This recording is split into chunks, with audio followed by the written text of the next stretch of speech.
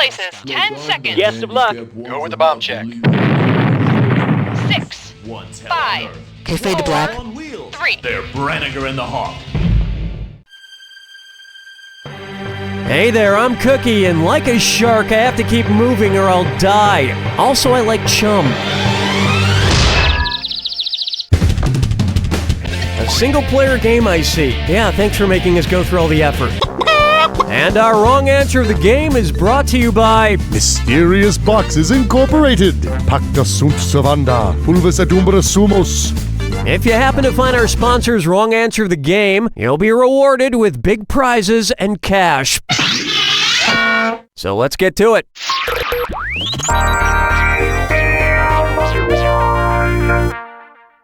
Let's start with, I could eat a whole mother goose. I'm doing a lot of statistical breakdowns of nursery rhymes and organizing them by category. First, I put Hickory Dickory Dock and other rhymes about clocks on this timeline. Now, which nursery rhyme info would not fit in my pie chart? You know, my chart featuring nursery rhymes with pies in them. Little Jack Horner's plum to thumb ratio, Old King Cole's distinct types of merriment, girls Georgie Porgy kissed, or varieties of bird deaths in Sing a Song of Sixpence. Not much time left. There will be neither pudding nor pie for you. Here's what you meant to pick. Old King Cole smokes his pipe and listens to Fiddler's 3, but there's no mention of pie anywhere in his rhyme.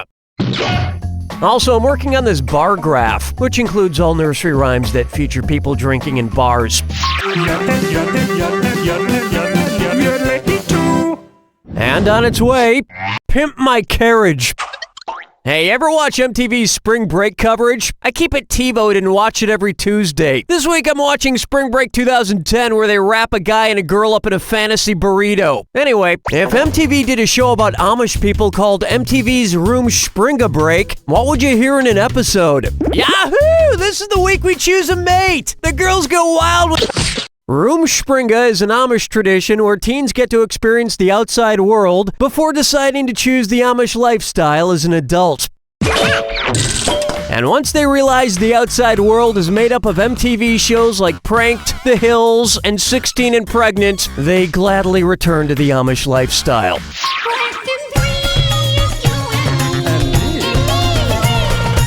Next up, Heather has two motherlands. It's the put the choices into order, then buzz in and see if you are right. Question. Okay, this one's super easy if you ask me, but I'm contractually obligated to throw in an extra $1,000 for a correct answer. Here we go. Place these Russian dolls in order from oldest to youngest. Anna Kournikova, Anton Chekhov, Mikhail Gorbachev. Gorbachev, Chekhov, Kournikova, Gorbachev, Kournikova, Chekhov, Chekhov, Gorbachev, Kournikova, or Chekhov, Kournikova, Gorbachev. Anton Chekhov, the playwright, was born in 1860, Mikhail Gorbachev, the politician, in 1931, and Anna Kournikova, the tennis player, in 1981. That'll net you an extra $1,000. This also just so happens to be the order from least attractive to most attractive. Everybody quattro, everybody quattro, hey! May I introduce Pain in the Slash? Because he's been killing the longest, which of these serial killers is closest to being able to retire and collect his serial killer pension? Freddy Krueger, Jason Voorhees, Michael Myers, or Chucky? The iconic movie slasher starred in his first Halloween movie in 1978, earlier than any of these other characters. The serial killer pension is a pretty good one. $3,500 a month plus access to an anger management counselor, whom you may choose to murder. Where's the vibe, girl? Rock my world, girl. Ooh, yeah. Here's one I like to call, Thank Dog It's Friday! And stop panting, it's a dis or dat. I'm gonna read off 7 names. For each one, I want you to tell me if it's a breed of dog, a famous religious figure, or both. If it's a dog, press 1. If it's a religious figure, press 2. If it's both, press 3. Each right answer blesses you with $300. But get one wrong and you're $300 deeper in the doghouse. And you've got 30 seconds to finish. Cool, let's do it. Sharpei, Lao Tzu, Saint Bernard, Vizsla, Zoroaster, Bouvier de Flandre, Xolo eats quaintly. Praying to a dog might not have been a bad idea. Come to think of it, you should have really tried praying to anything. Growing up, I had a dog that could walk on water. Well, actually, he just peed on the kitchen floor and then happened to stroll through it. That's round one. And surprisingly, you're doing pretty well. Don't forget, in round two, all the cash is doubled. And lest you forget, our wrong answer to the game is still out there waiting to be picked. Now get out there and make me proud.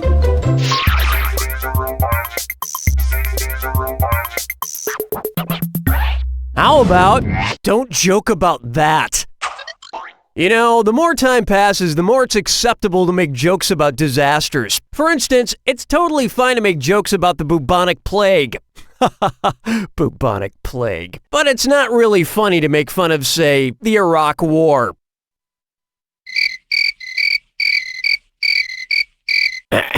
With that in mind, considering the timing of some of the world's most famous disasters, which of these tasteless jokes most merits a too soon response? Knock knock, who's there? The Chicago Fire! Take my Lindbergh baby, please! The Titanic walks in and the bartender says, "You're sunk!" Or, why did the Hindenburg crash into the road?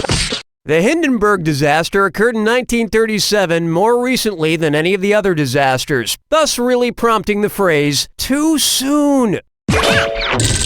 And you'll be saying, "Oh, the humanity" at the Zany Hut next Friday, where I'll be doing jokes like these that will be sure to offend you on multiple levels.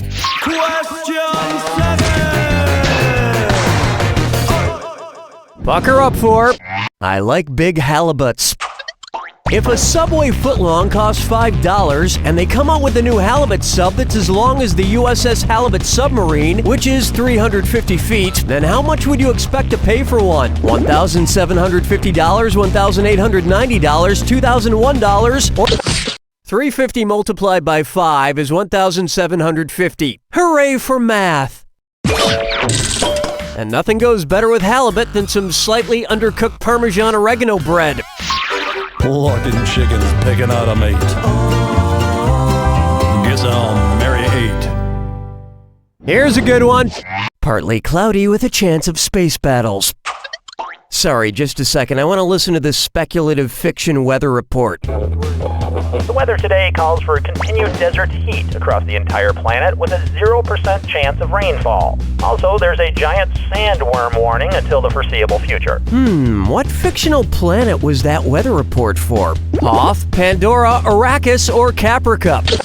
Arrakis, the planet from the Dune books, movie, and miniseries, is a desert planet plagued by giant sandworms. I get all kind of weird stations with this satellite radio. Overall, trading in Wonderland was down today on the heels of the Cheshire Cat failing to obtain bailout money from the Queen of Hearts. Strolling through the park with the sarsaparilla. For me, if I'm right. Take a good look at tongue twisters.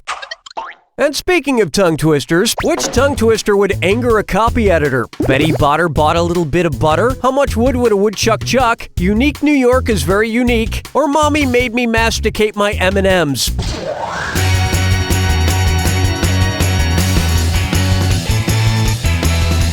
Watch the time! Someone should copy edit you right in the face. Ready for this? Unique means that something is one of a kind. Therefore, it's either unique or it's not, but nothing can be very unique. Although, to be fair, any tongue twister would upset a copy editor as they are devoid of any mirth or whimsy. Hold me, never let me go. Am I dreaming?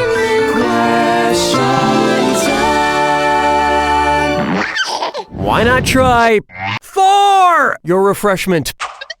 Where would you find the rapper/actor you would have to mix with lemonade to make the drink named after golf legend Arnold Palmer? The set of NCIS Los Angeles? The set of Law & Order And Arnold Palmer is a drink made of half lemonade and half iced tea. And rapper/actor Ice-T plays a detective on Law & Order SVU. My rap name would probably be Ice Age, because after I dropped a rhyme, it'd probably be deathly quiet for thousands of years.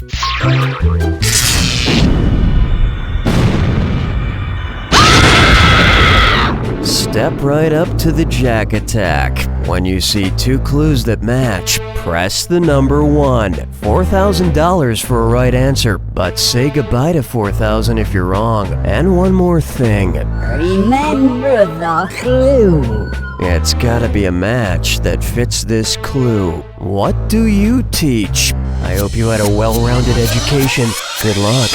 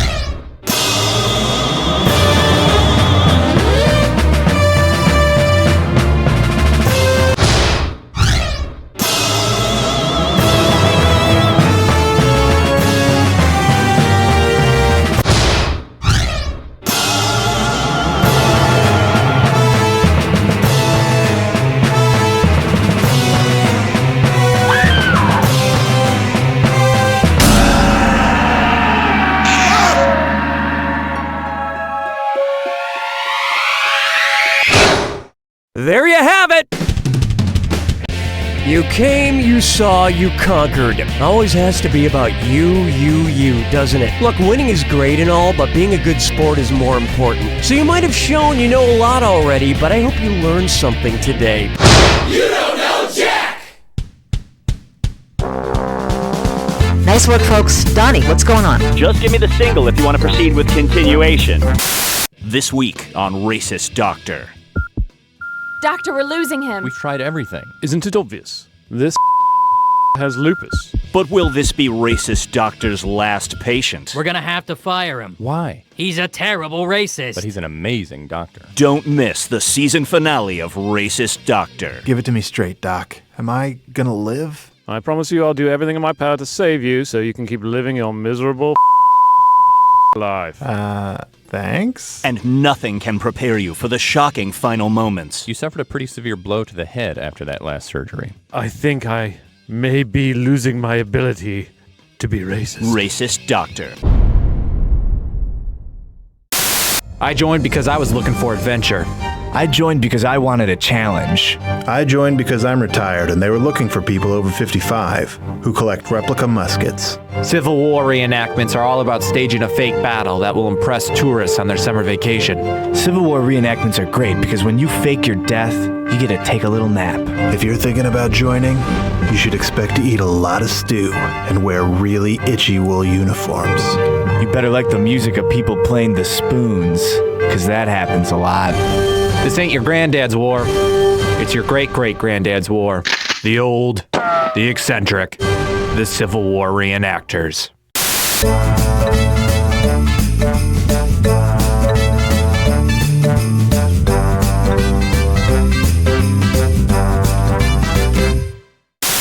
Morning, Ted. Oh, you look horrible. Rough night last night? You bet. It was Carol's and my anniversary, and we didn't get any sleep. Sounds great. You'd think, but I don't know. Nighttime's just not the same as it used to be. Sounds like you need some nighttime putty. Nighttime whaty? Nighttime putty. It's just like regular putty, but for nighttime. Huh, how's it work? Here, I'll show you. See, because nighttime putty's made from a water-soluble, stain-proof plasticine polymer, I can mold it around this area here, or even back here, and up over this, for a fit that goes on smooth and stays secure all night long. I see. Whoa, what's that part for? I thought you'd ask about that. Look, if I bend this back here and open this flap, ta-da! Oh my gosh, how'd that get in there? Beats me. Wow, Dan, you sure know a lot about nighttime putty. Hey, my late night buddy is nighttime putty. Oh, Oh, Dan.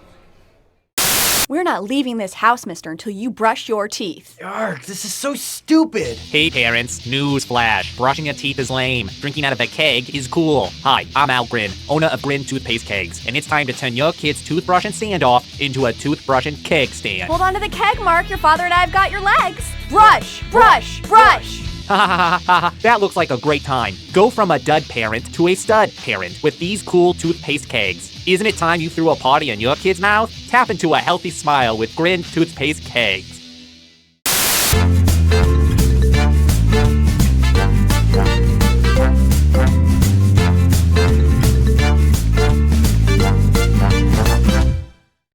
This Monday, catch the Season 6 premiere of Farting with the Stars. And this season, we've got our most star-studded cast ever. See Helen Hunt, Jim Caviezel, Leonard Nimoy, the guy from that one medical show, and the girl from that movie with the guy from Scrubs. It's gonna be big, it's gonna be hot, and it's not gonna smell good. It's Farting with the Stars, where the only thing louder will be the roar of the crowd. Monday at 7. Be there. Celebrity farts impersonated. Hello, I'm Senator Bruce Stegmeyer. I'm hard on crime, and I approve this cartoon boner sound.